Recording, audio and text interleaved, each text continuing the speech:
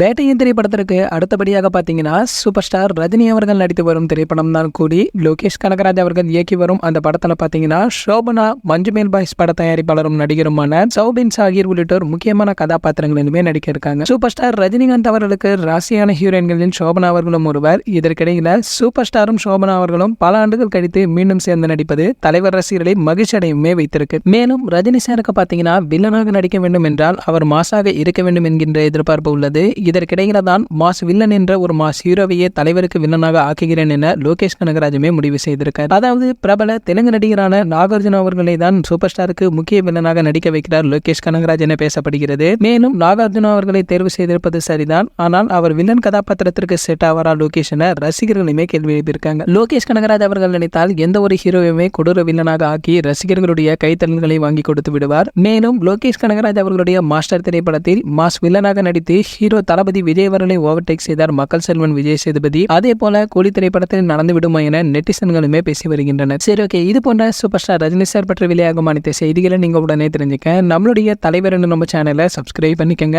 பக்கத்தில் உள்ள பெல் ஐக்கானை கிளிக் பண்ணிட்டீங்கன்னா நீங்க நம்ம வீடியோவை மிஸ் பண்ணாம பார்க்கலாம்.